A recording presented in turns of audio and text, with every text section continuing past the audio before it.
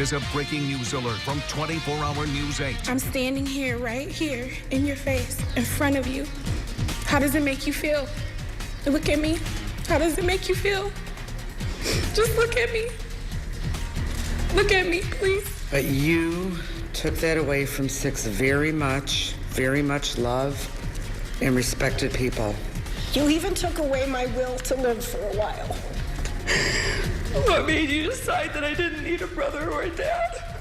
Why didn't you just walk away? What kind of a person walks up to a father and a son and shoots them over and over and over again until they don't move? A coward, that's who. Why? Why did you play God and decide to do that? You are nothing. Jason Dalton sentenced. The Kalamazoo spree killer handed a life sentence after hearing the pain-filled words of his victims' families. Just moments ago, he was led out of court, headed to a state prison. This may be the final time we see Jason Dalton, closing a dark chapter for West Michigan. And we must not forget the lives lost. Mary Jo Nye, Barry Lou Nye, Tyler Smith, Richard Smith, Barbara Hawthorne, Judy Brown, and those he hurt, Abigail Koff and Tiana Carruthers. Good afternoon. Thanks for joining us. I'm Emily Leonard. And I'm Susan Shaw. We carried this sentencing live on WoodTV.com and on WXSP. We heard 11 people speak, including shooting survivor Tiana Carruthers. And 24-Hour News 8's Tom Hillen is live in the newsroom now with her powerful words for Jason Dalton. Tom? Yeah, Sue and Emily, you can imagine just how emotional of a day this was in that courtroom. This was the time for victims and their families to speak directly to Jason Dalton before he is put away for life, and they could say anything that they wanted to say. And in a day filled with emotion, Tiana Carruthers' remarks were by far the most powerful that we heard. You'll remember that she was the first person shot on that fateful day on February 20th, 2016. She was hit multiple times while protecting 3 young children. Listen to her message. I've cried a billion tears. Oh, how my gears turn. Oh, how my tears, and how my gears turn thinking, why would you hurt me? I pause, replay, and relive every single moment. Pause, play, rewind, slow, fast. I just can't keep living in the past, but it feels so fresh waking up in cold sweats that you, Jason Dalton, might come again and empty a full clip. You have no idea how much you've changed my life. And the little girls, names that you tried to, little girls whose lives you almost took too as well, which we don't speak too much of them. Their names, my little girl, Kanaya, Dorje, Adriana, Joy, Tariana, and Selena.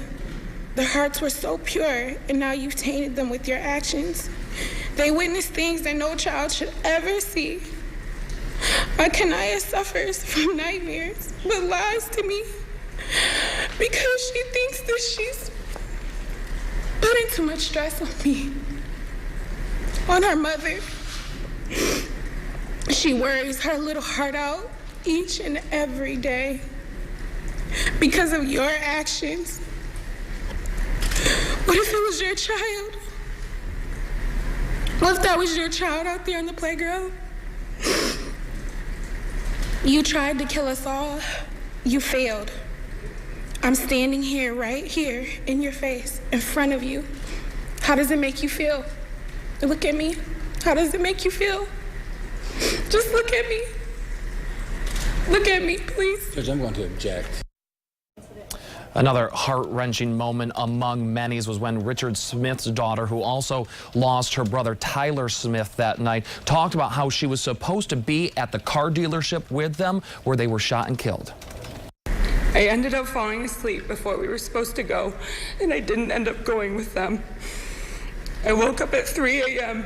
to the sound of my mom screaming outside my apartment. When I got up to see what was going on, I saw a sea of lights coming from the parking lot from all the first responders.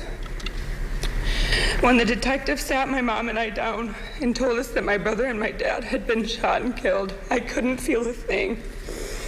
I was emotionally numb and I felt like time had stopped. The rest of the night was a blur of people coming to try and help in any way that they could. Several hours later, we got a call from the funeral home that my brother and my dad had been released to. We decided we needed to see them one last time to give them a hug, one last time to touch them, and one last time to pretend like this nightmare wasn't real. I'm a man of faith, and I trust that the Almighty God will haunt you eternally, starting now, with the fact that you are nothing but a pile of worthless evil. Worthless. I hope the prison system and your prison mates serve as an endless reminder that you are nothing but worthless, despicable evil. Again, 11 people spoke today, so many emotional moments. This is a historic moment here in West Michigan, the sentencing of the Kalamazoo shooting spree killer, and that is why we have several crews committed to this story, so make sure to keep it with us throughout the day for more on what played out in Kalamazoo today. Emily and Sue, back to you. Okay, powerful for sure. Wow. A lot of impact there, Tom. Thank you so much. Kalamazoo prosecutor Jeff Getting also spoke in court this morning about this final court hearing in a 3-year-long case. Today is the last day that Kalamazoo will suffer Jason Dalton.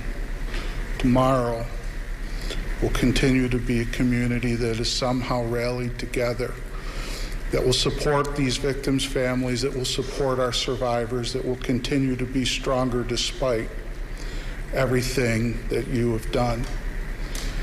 And we'll celebrate that you will never, ever, ever be with us again. Thank you, Your Honor. Prosecutor Getting is expected to address the media within the next half hour. We will take you live to the courthouse when that happens. Our crews are working to talk to the families of the victims right now. You'll hear much more from them tonight on News 8 at 5 at 6.